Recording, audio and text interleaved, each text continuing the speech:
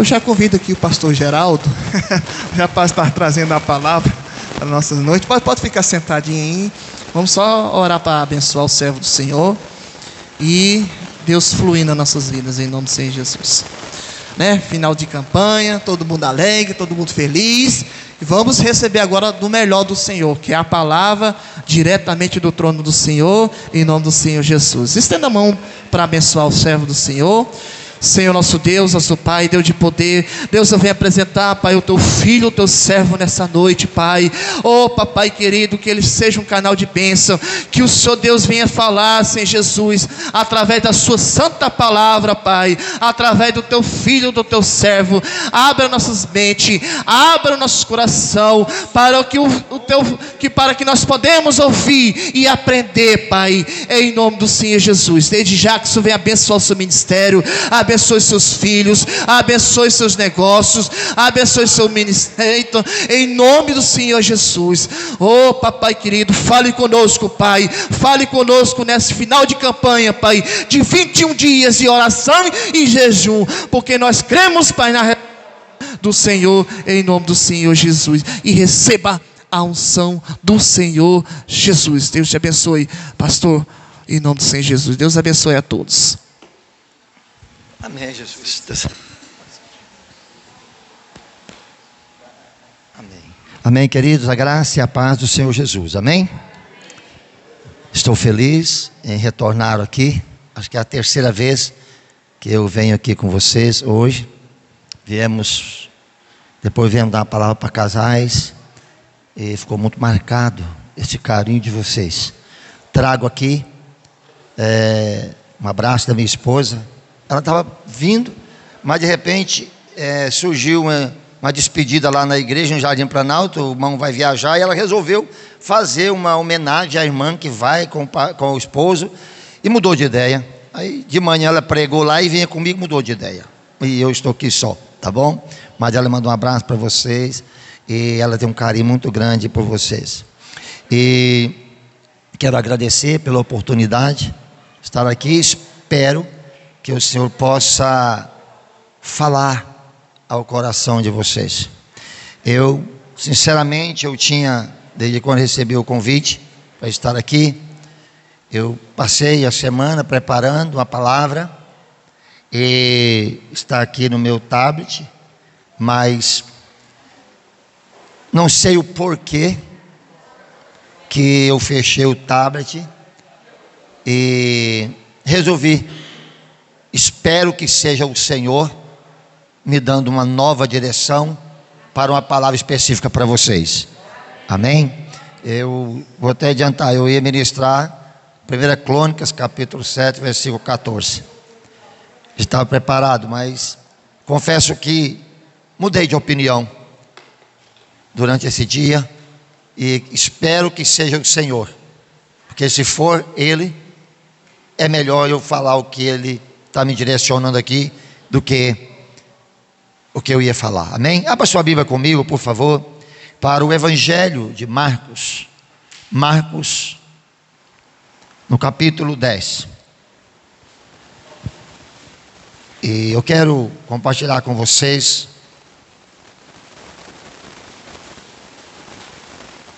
um fato que aconteceu em Jericó. Tanto Marcos, Mateus e Lucas, os três evangelhos ou sinóticos, ele fala desse fato. E eu queria escolher o livro de Marcos por alguns detalhes, mas se você quiser também, depois você pode acompanhar Mateus capítulo 20, versículo 29 a 34, e Lucas capítulo 18, do 35 ao 43. Então, os três evangelhos, com algumas diferenças nas suas expressões, mas fala do mesmo fato. Vamos ler no livro de Marcos, capítulo 10, 46, diz assim: E foram para Jericó. Quando Jesus saía de Jericó, juntamente com os seus discípulos e numerosa multidão, Bartimeu, um cego mendigo, filho de Timeu, estava sentado à beira do caminho. E ouvindo que era Jesus, o Nazareno, começou a gritar: Jesus, filho de Davi, tem compaixão de mim. E muitos repreendiam para que ele calasse, mas ele gritava cada vez mais forte, ou ainda cada vez mais: filho de Davi, tem compaixão de mim. Jesus então parou e disse: chama ele. Chamaram.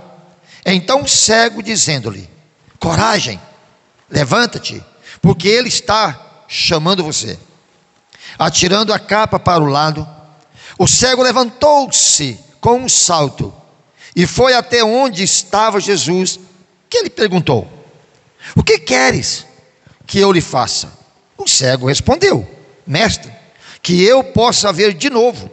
Então Jesus lhe disse: vá, a sua fé salvou você. Imediatamente passou a ver e foi seguindo Jesus estrada afora. Amém. Como eu já disse, esse fato é relatado também por Lucas e por Mateus, com algumas diferenças, ou seja, alguns detalhes. Por exemplo, um deles vai dizer que era 2 cegos, e outro vai dizer que ele estava saindo de Jericó, e aqui está dizendo entrando em Jericó. Mas qual é a contradição? Deixa eu tentar tirar algumas, digamos assim, algumas dúvidas com os irmãos. Primeiro, era sim 2 cegos, mas quem gritou foi esse. Então os evangelistas, eles destacam esse aqui por causa dos gritos dele, porque ele chamou a atenção de Jesus. Mas era 2 mesmo. Segundo, outro detalhe interessante: Jesus estava entrando ou saindo de Jericó? Tanto faz. Lembre-se de uma coisa: quem já foi a Israel vai saber, quem foi lá principalmente, tem 2 Jericó. Tem a Jericó velha e a Jericó nova. Porque quando foi destruída a antiga Jericó, foi dado um decreto por Deus, dizendo: nunca mais construa Jericó. Aquele que construir, os seus primogênitos morrerá. E tentaram construir, e aconteceu. Então não reconstruíram, construíram outra Jericó. Aquela que foi destruída por Joé, nunca mais foi erguida, por ordem de Deus. Qual é o interessante? Ele estava entre as duas. Então os 2 evangelistas estão certos. Ele estava saindo de uma e entrando na outra. Então não tem nada de errado. Se você um dia ler, não se preocupe não, porque não está errado não. Os evangelistas estão certos. Porque um relata que ele estava saindo da Jericó velha e entrando na Jericó nova. Simples assim. Então os 3 estão corretos. Mas eu quero focar a minha palavra exatamente em Marcos.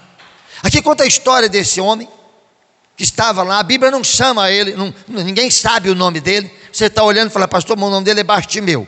Não é. Escute, o prefixo Bar significa filho. Timeu era o pai dele. Então ele não tem nome. A Bíblia não fala. Um chamou cego Bartimeu. Não é o nome dele. Está dizendo que ele é filho. Lembra de Jesus? Pedro, filho de Jonas. Ou Simão Bar Jonas, filho. Barnabé. O Bar é um prefixo e não é nome. E no final, Timeu é o pai. Então, só para tirar essas dúvidas. Então ele não tinha nome. O fato é que ele estava à beira de um caminho. E quando houve um tropel, um barulho de uma multidão passando, ele então começa a perguntar: o que está acontecendo? Lembra, ele estava ali pedindo esmola. O que está acontecendo? E alguém disse a ele: é Jesus de Nazaré, ou o Nazareno. E aquele homem então começa a gritar de uma forma escandalosa. E as pessoas começam a dizer para ele: cala a boca, você está perturbando. Mas quanto mais mandava ele calar, mais ele gritava, ao ponto de incomodar Jesus. Aí Jesus para, um outro evangelista vai dizer: o que é aquilo? É o cego que está gritando, traga ele. Mas enfim, Jesus para e diz: traga ele que eu quero falar com ele. Quando chega, Jesus faz uma pergunta, talvez estranha. Já imaginou? Ele chega para o cego e pergunta: o cego, o que é que você quer que eu faça? Parece que Jesus estava brincando com ele. Mas Jesus faz essa pergunta também em outro momento. Certa feita, Jesus estava perto de um tanque de Betesda. Um homem estava ali há 38 anos, com a cama, um leito. Jesus chega, ele nem sabia quem era Jesus, nesse caso do tanque de Betesda. Ele não sabia quem era Jesus. Jesus chega simplesmente no meio de uma multidão. E aquele homem estava de 38 anos esperando que a água movesse. Porque segundo o costume, a fé deles, em um determinado momento do ano, ou qualquer momento, vinha um anjo e movia aquelas águas, e a primeira pessoa que fosse jogada naquele tanque seria curado. Jesus aparece do nada, a pessoa não sabia quem era. Jesus chega para aquele camarada e pergunta: você quer ser curado? Assim entre nós, assim, parece que ele estava com brincadeira. Dá uma olhada, Jesus, não, eu estou aqui porque eu gostei de estar no meio da multidão, aleijado há 38 anos. A mesma coisa esse cego. Ora, o que é que um cego queria? Mas tem uma razão, daqui a pouco eu vou dizer por que Jesus fez essa pergunta. Jesus não estava brincando com ele. Aguarde que eu vou explicar isso. Jesus faz uma pergunta para ele: o que é que você quer que eu faça? E o rapaz vai dizer: que eu torne a ver.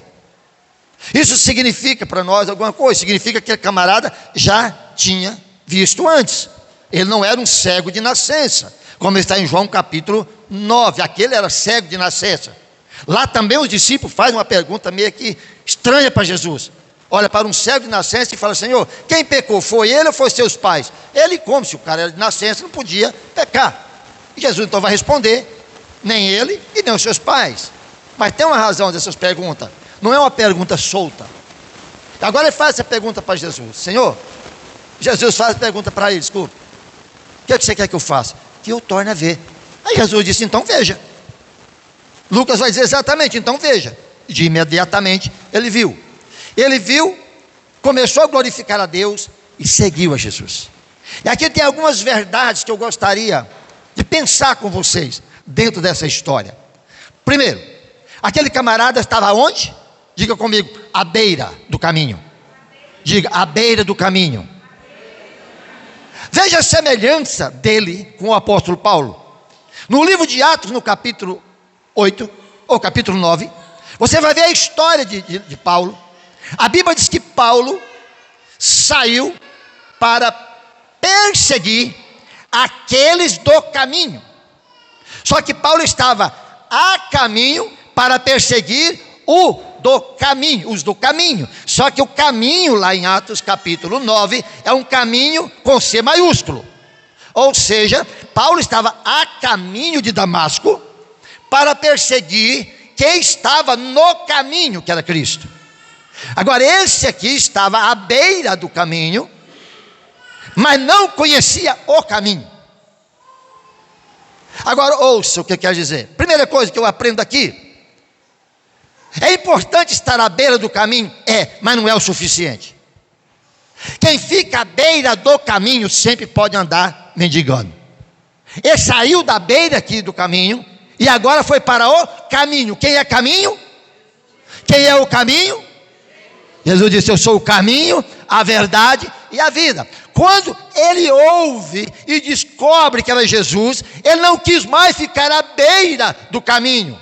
Porque quem fica à beira do caminho vai mendigar sempre, mas quem está no caminho vai ver e prosperar para sempre.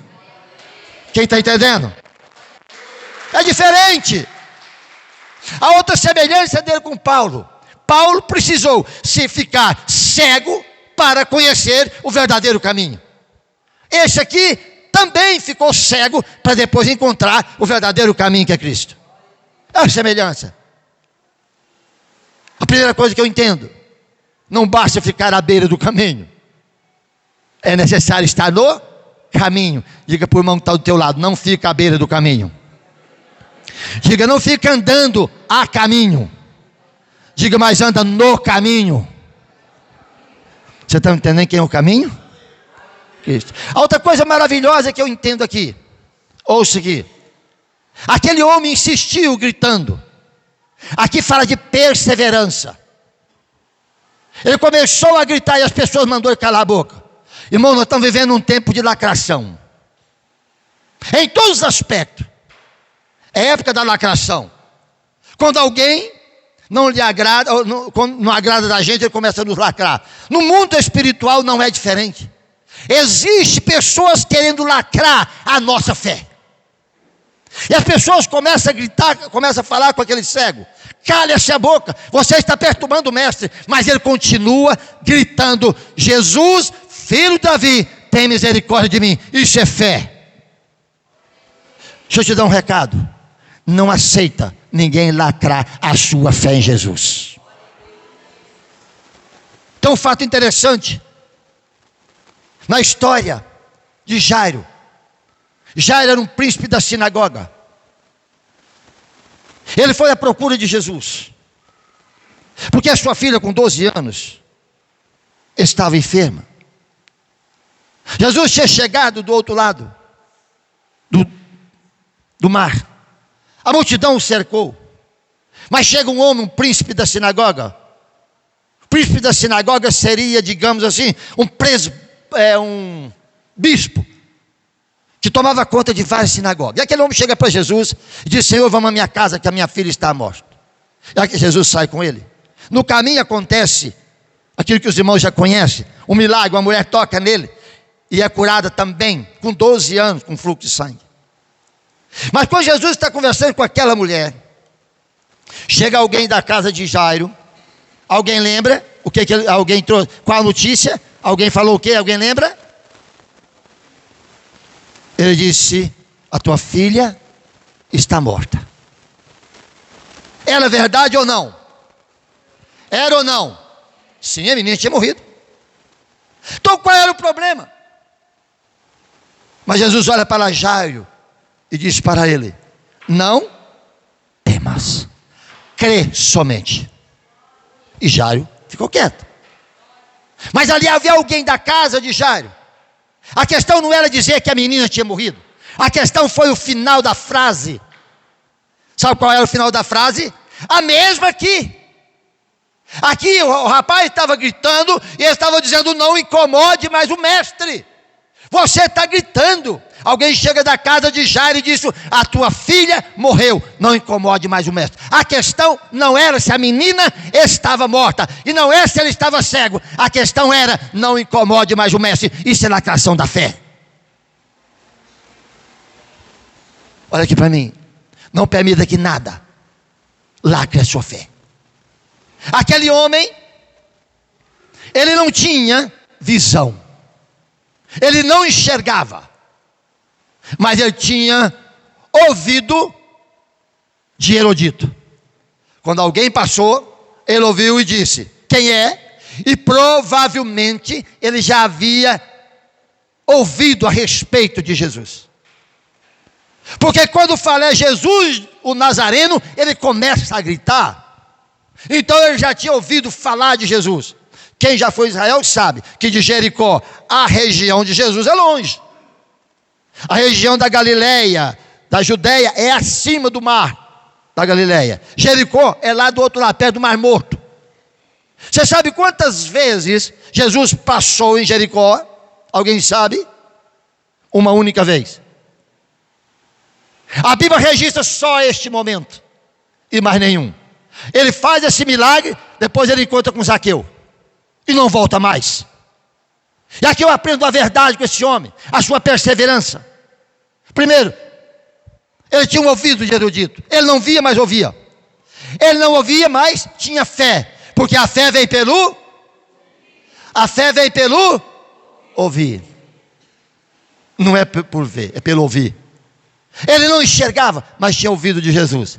E por que aquele homem gritou tanto? É o homem mais escandaloso que eu conheço do Novo Testamento em relação a Jesus. E alguns defendem, e eu concordo com isso, porque aquele homem tinha uma única chance. A oportunidade de ser curado era aquela. Porque Jesus passou ali uma vez. Deixa eu lhe dizer algo. Tem 3 coisas que não voltam na vida do ser humano: uma flecha lançada, uma palavra liberada e uma oportunidade perdida. Eu acho que esse homem sabia disso. Ele disse: eu não posso perder a oportunidade. Eu preciso ser curado hoje. Essa é a minha oportunidade. E ele começa a gritar insistentemente, até incomodar, no bom sentido, a pessoa de Jesus.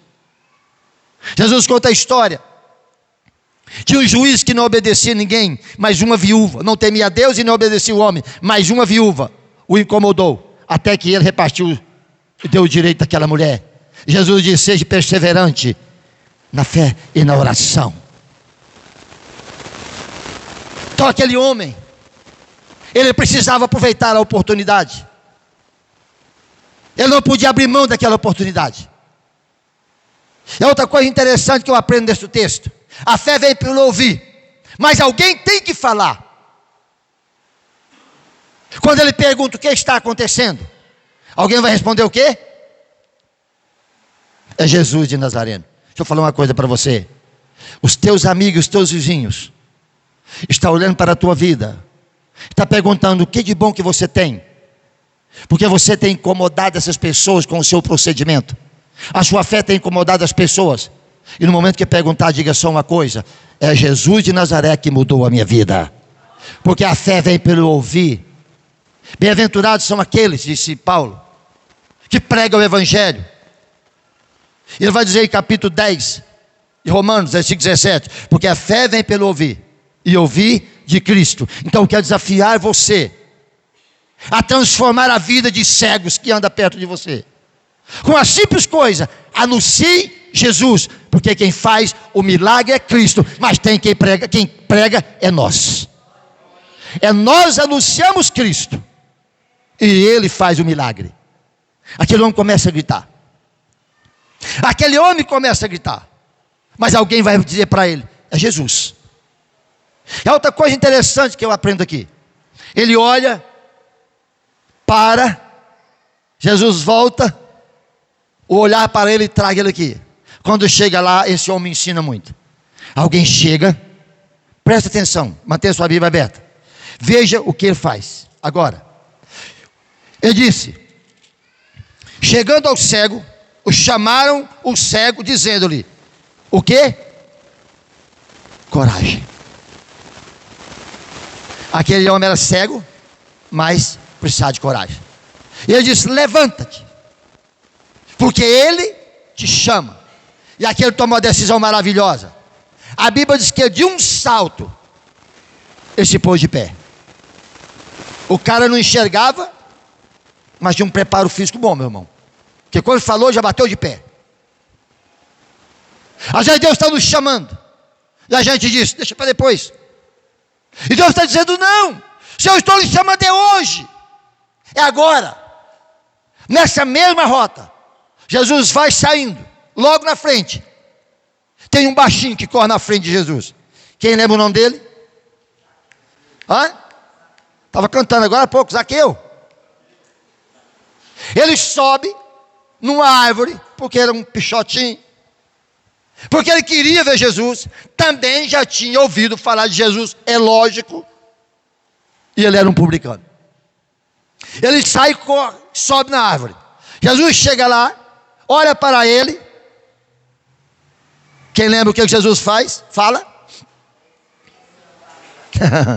Zaqueu,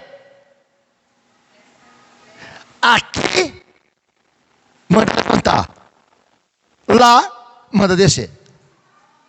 Desce depressa, porque importa que eu vá à sua casa com você, eu vou jantar com você, que eu pose na sua casa. Em outras palavras, a Bíblia diz que às pressas Zaqueu desce e vai com Jesus para sua casa. E a palavra de Deus diz que naquela reunião, Zaqueu do nada, a Bíblia não fala o que Jesus falou para ele, mas do nada Zaqueu levanta e pede a palavra. Diz: Senhor, eu decido devolver 4 vezes mais de tudo aquilo que eu defraudei alguém.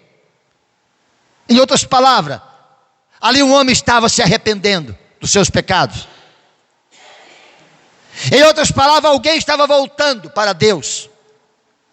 E a pergunta que eu faço é: quem mandou Zaqueu distribuir os seus bens?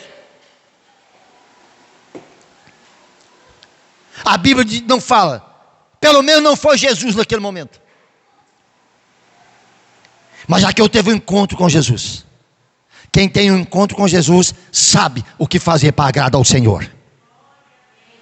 Aquela mulher samaritana teve um encontro com Jesus. Jesus fala da vida dela em João capítulo 4. Aquela mulher deixa o cântaro. Ninguém mandou aquela mulher fazer nada. Simplesmente ela vai e evangeliza a cidade inteira. Porque quando alguém ouve de Jesus, quando alguém encontra Jesus, a sua vida é transformada para a glória do Senhor. E aquele homem tem um encontro com Jesus. E a pessoa diz para ele: levanta, ele se põe de pé. Jogou a sua capa. Eu acho interessante isso aqui. Olha aqui para mim. Por que aquele homem jogou a sua capa? Lançou a sua capa e foi encontrar com Jesus. Olha aqui. Deus nos chama para andar com Ele. Ele nos aceita como estamos, mas rejeita deixar. Ele aceita como somos, mas rejeita deixar como nós estamos. Aquele homem sabia que ele não precisaria mais. Aquela capa significava para ele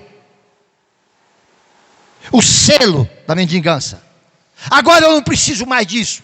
Isso é fé. Ele disse: agora eu não preciso, agora eu vou ser curado. Isso é fé. E ele está dizendo: eu quero andar com Jesus, por isso as coisas velhas eu quero deixar para trás. Paulo disse: esquecendo-me das coisas que para trás ficam, eu avanço para aquelas diante de mim estão para a soberana vocação em Cristo Jesus. Tem pessoa, olha aqui para mim, por favor, não sei por que eu estou falando isso. Eu estou dizendo, essa palavra não era a que estava no meu computador. Eu não sei por que eu vou falar isso para você. Tem pessoas que ainda aqui, que ainda não alcançou aquilo que Deus tem, é porque ainda carrega a capa do passado nas costas. E o meu desafio hoje é: joga essa capa fora, porque Deus tem coisa maior para você aqui nessa terra. Não queira andar com Jesus com capa da mendigança. E aquele homem joga a capa e vai. É levado para lá. Quando chega Jesus, repito agora, Jesus faz uma pergunta. Qual é a pergunta? Qual é a pergunta que Jesus faz? O que você quer que eu faça? Por que Jesus fez essa pergunta? Eu disse que não era à toa. Alguém pode me ajudar por que ele fez essa pergunta? Assim como fez, como eu já falei, no tanque de Betesda. Jesus fez essa pergunta por uma razão. Porque Deus não faz nada na minha vida se eu não quiser.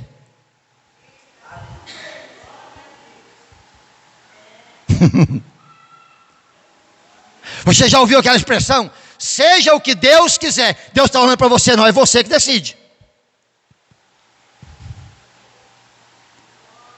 Olha aqui, o milagre vem de Deus, mas o querer é meu.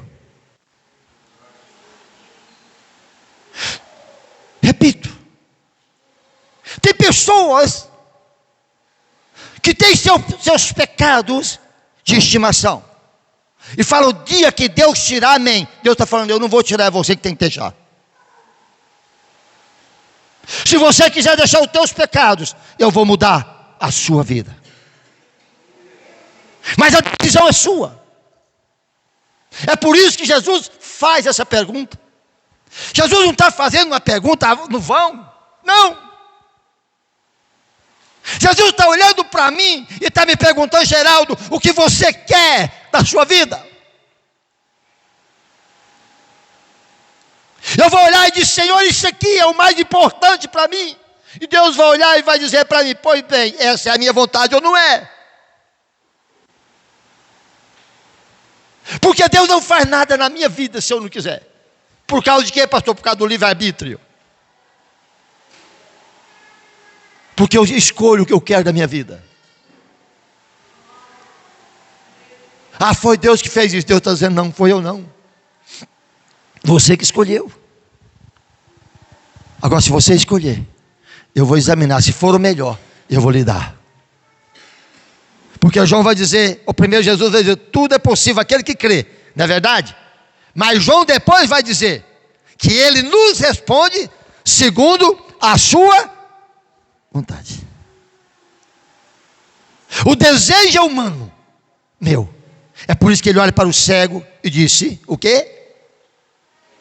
O que é que eu faço? O cego disse: eu quero ver. Então veja. E ele viu. E a última coisa que eu aprendo dessa história aqui, já estou caminhando para o final. Aquele homem agora volta a ver. Mais duas coisas, desculpa, ele volta a ver. Isso significa que aquele homem um dia já tinha visto. Ele não era cego de nascença. E agora eu quero que olhe aqui para mim. Às vezes Deus precisa cegar uma pessoa para depois ele ver a luz da eternidade.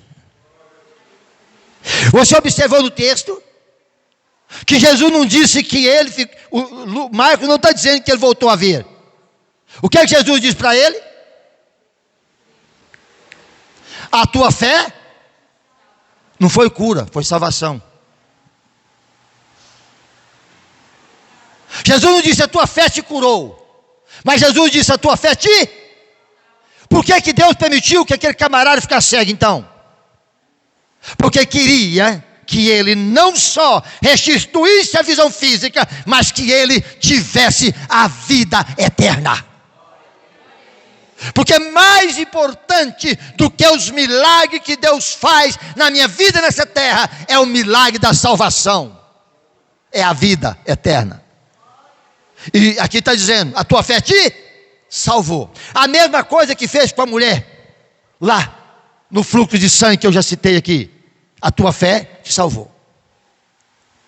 Porque mais importante do que um milagre, é o milagre da vida eterna. E por último, a Bíblia diz aqui, que aquele homem agora, passou a ver. E o que ele faz agora? O que ele faz? Ele segue Jesus, glorificando o nome de Jesus. Olha aqui para mim. Os milagres que Deus faz na nossa vida têm uma proposta. Tem um objetivo. Que o nome dele seja glorificado. Quem está me entendendo?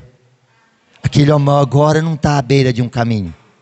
Ele está no caminho. Agora ele vai andar no caminho. E ele vai andar glorificando o nome do Senhor. Eu acho que eu já contei isso aqui. Mas eu quero só lembrar de uma frase que eu falei para o meu filho. Eu contei da cura do meu filho de um câncer aqui, não contei? Uma vez que eu estive aqui, alguém lembra ou não? Eu não contei aqui? Que meu filho foi curado de um câncer no 4º estágio, alguém não lembra? Eu não falei aqui não? Porque eu já preguei isso em alguns lugares, vários lugares. E às vezes eu pergunto para não ficar repetindo. Mas deixa eu contar essa história para vocês então. Por favor, anote. Eu tenho 3 filhos. Tenho uma de 42, uma de 39 e um de 35, fez agora. O mais novo, Geraldo Davi, aos 22 anos de idade, quando nós mudamos para Manaus, ele tinha 5 anos e meio de idade. E aos 22 anos de idade, o Davi nunca tinha ido ao médico, a não ser algumas vezes que caiu, bateu a testa, bateu a boca, que ele era peralta demais. Mas, menino sadio. Aos 22 anos ele começa a passar mal em Manaus. Vou resumir. 1 ano e meio nós tentamos cuidar dele em Manaus. Ninguém sabia qual era o problema do Davi.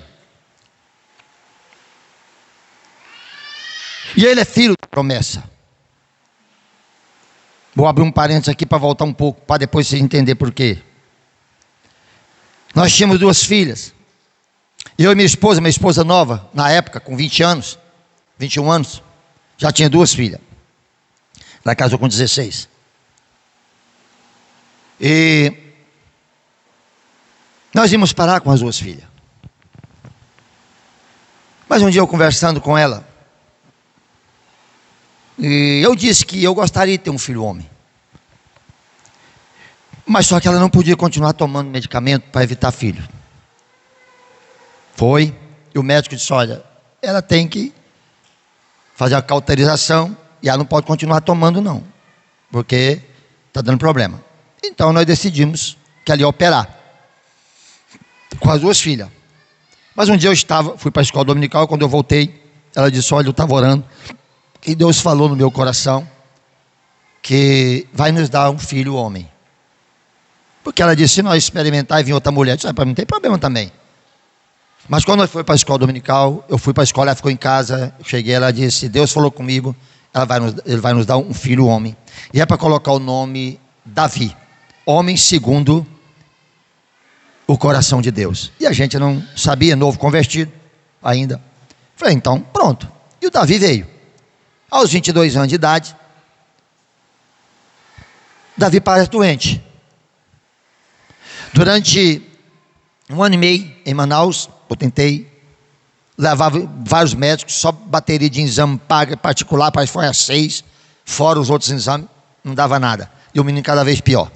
Então eu resolvi fazer uma viagem em Goiânia, uma viagem de férias, tirar 15 dias, mas na véspera de eu viajar ele passou mal. Eu falei, você vai comigo para Goiânia? Ele disse, não, eu estou estudando, você vai parar agora. Aí comprar passagem, ele veio comigo. Cheguei, levei no médico. Primeiro médico que ele foi, lá no Hospital Amparo, ali perto do Goiânia Shopping ali. Doutor Antônio Pedreira. Antônio Pedreira? Acho que é isso mesmo. Pedreira, Antônio Pedreira. Mandou fazer uma grande bateria de exame. E disse, ó, descarta tudo que você já fez, mas eu vou fazer para você outro exame. Mandou fazer uma bateria de exame, falou inclusive uma tomografia computadorizada. Que dia que você quer fazer? E Deus tinha me dado uma graça naqueles dias, irmãos. Deus é maravilhoso demais. Eu tinha acabado de vender uma casa, que jamais eu vendi ela daquele preço.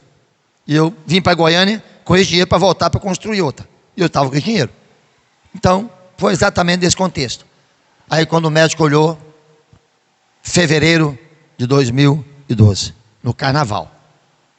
O médico olhou para mim e disse, olha, seu filho está com linfoma. E eu já quero adiantar para você, não sou oncologista, mas ele está no estágio avançado. Ele disse, por que você demorou tanto a cuidar do seu filho? Eu disse, doutor, tem 1 ano e meio em Manaus, ninguém acha nada. Ele disse, pois é. Aí me enviou para o on-call, se eu não estou enganado, do doutor César Bariano. Quando chegou lá, o doutor olhou, a mesma coisa. Eu estou resumindo para os irmãos entenderem. Quando o doutor olhou, falou, olha, ele está com linfoma. Eu disse, doutor, o senhor pode traduzir para mim? Ele disse, é câncer no sistema linfático. Tem aproximadamente descoberto 32 tipos de linfoma. A gente precisa saber que linfoma é esse, para saber o tratamento. Aí mandou fazer uma biópsia, descobrimos que era linfoma de Hodgkin. E ele disse para mim, para adiantar para você, pelo que eu conheço, está no 4º estágio. De 1 a 4 ele está no 4º. Mas vamos tentar, às vezes, estar no 3. Mas pelo que eu sei, pela experiência que eu tenho, a medula óssea dele já está comprometida. E aí é estágio 4. Aí mandou fazer o exame, comprovou. E eu quero destacar algum momento na vida do Davi. Me lembro como hoje, no dia 26 de fevereiro de 2012, eu estava na casa do meu irmão, e eu já estava preparando para fazer uns exames, o restante dos exames, para a gente ver que tipo de tratamento. Faltava apenas tirar o líquido da medula óssea dele. E naquela noite, do dia 26 para o dia 27 de fevereiro, era 2 da manhã mais ou menos. Nós estávamos deitados num quarto, e eu e a mãe dele numa cama, e ele numa cama sozinha. E eu olhei para ele, eu vi que ele não estava bem, eu fui onde ele estava. Eu não estava dormindo. Ele estava frio daqui para baixo e quente daqui para cima. Aí eu saí, fui para a sala.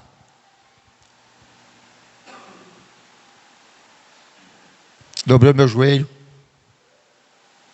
e disse para Deus: Deus, eu sei que tudo está nas tuas mãos. Não quero lhe questionar em nada.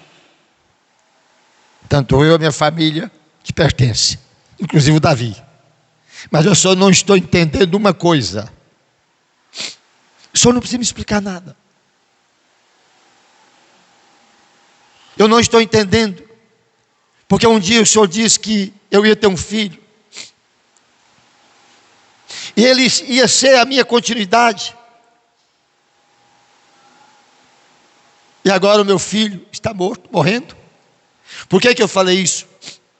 É porque o Davi tinha perguntado a um médico: doutor, duas coisas eu quero lhe perguntar. Ele é muito forte, tem um cara bem centrado. Ele disse: doutor, na frente eu, mãe dele e ele, nós quatro. Ele perguntou: doutor, o que eu fiz para isso acontecer comigo? Nunca bebi, nunca fumei, nunca usei droga.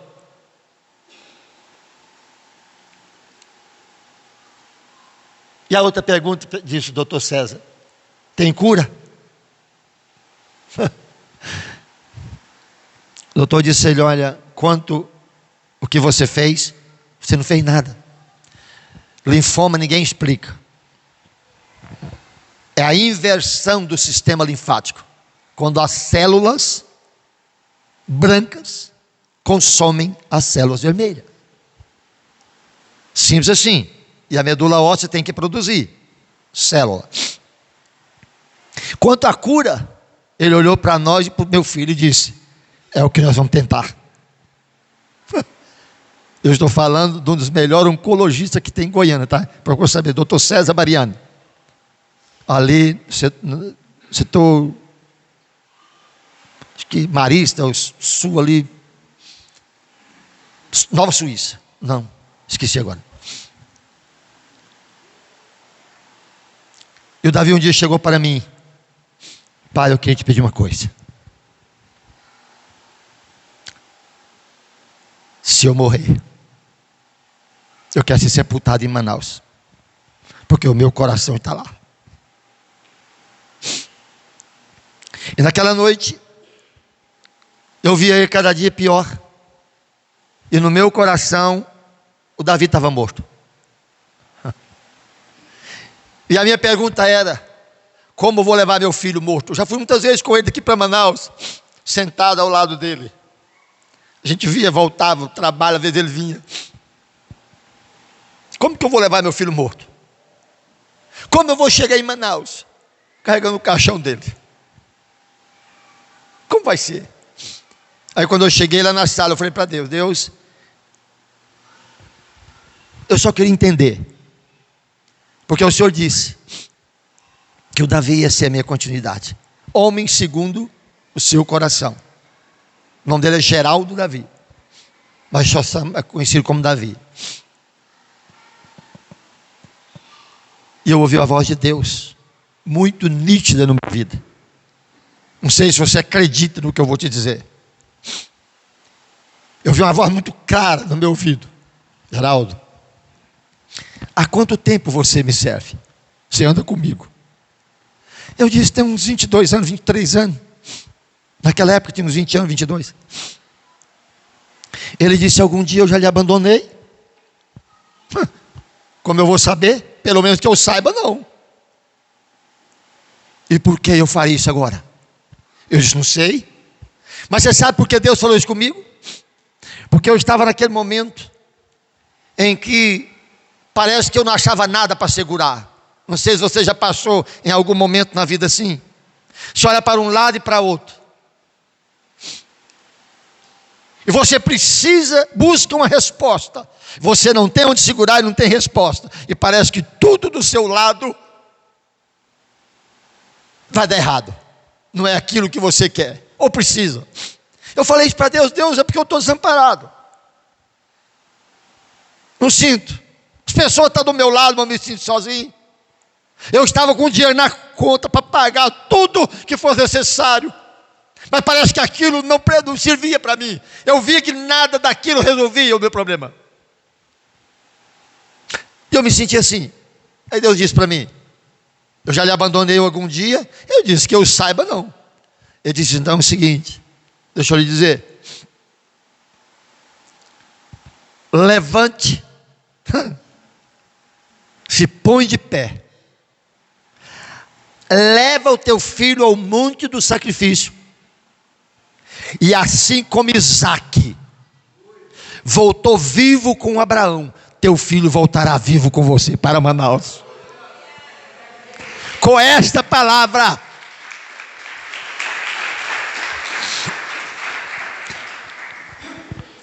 imediatamente fui ao médico. O médico traz ele amanhã para fazer a biópsia. Levou ele para fazer a biópsia. Chegou lá, quando ele tirou o líquido da medula óssea dele, de um lado estava branquinho, branquinho. Do outro lado tinha algumas reações de sangue. E o doutor César olhou para mim e disse, como eu tinha te avisado, a medula óssea dele tem menos de 10% funcionando.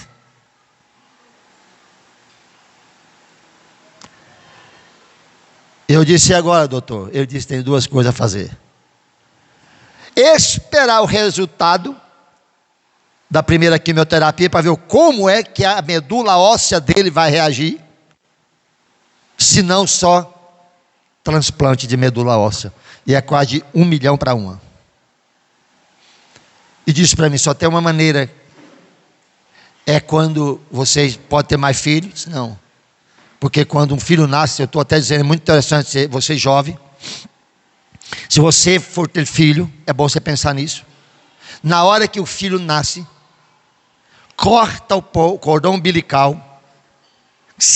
Antes de cortar, na hora que corta, coloca falou o nome, ele tem lá, para conservar, pronto, eu vou lembrar o nome. Coloca lá aquele líquido da medula óssea, não depois que a criança, para qualquer um dos irmãos dá certo. Banco de medula óssea, veio. Coloca no banco de medula, porque se um dia for necessário um transplante de medula, ele serve para qualquer um dos irmãos. Isso na hora que nasce. E nós projetou na hora, então nós vamos fazer tentar, que é meu operado, ter outro filho, e tirar para salvar ele. Mas moral da história. Saúde Leste agora só fazer a quimioterapia. Vou terminar. Ele fez, isso foi no domingo. Segunda-feira ele fez a primeira quimioterapia. E quimioterapia para linfoma, na hora que aplica o medicamento, morre todas as células, boas e ruins, viu? Mata tudo. Alguém aqui da medicina sabe disso? Mata tudo. A medula óssea tem que produzir de novo. Tudo. Ele passou 7 horas numa máquina na segunda-feira. No meio do tratamento ele me chamou e falou, pai, eu queria comer. Eu não comia. Procurei a menina, ela falou, pode ir lá buscar, que não seja frito. Fui lá, comprei, ele comeu, lanchou. Continuou. Já de noite, pai, eu estou com fome de novo. Fui lá, comprei de novo. Eu falei, ele está melhorando, porque ele não estava comendo, ele é bom de boca, então está melhorando. Pensei comigo. Todo mundo estava vomitando e passando mal. E ele comendo. Ninguém acreditava. 7 horas, chegou em casa, lanchou e foi dormir. 15 dias depois, fez um hemograma. A medula óssea dele, quando ele começou o tratamento, estava abaixo de 60 mil. Porque matou tudo. E com 15 dias, estava mais de 450 mil. A medula óssea. O doutor olhou e disse, pode aplaudir. O doutor olhou e disse, algo extraordinário aconteceu, porque isso não é normal. Para a glória de Deus, o meu filho está vivo, tem 13 anos, para a glória de Deus. Agora, onde eu queria chegar? Quando ele recebeu o diagnóstico, era para fazer quimioterapia e radioterapia. Ele fez quimioterapia, quando fez todos os exames, ele disse, ele está curado. Não precisa mais. Eu chamei ele na minha frente e disse, meu filho, eu quero lhe pedir uma coisa. Fique de pé agora. Eu quero lhe pedir uma coisa. Se um dia você esquecer que eu sou seu pai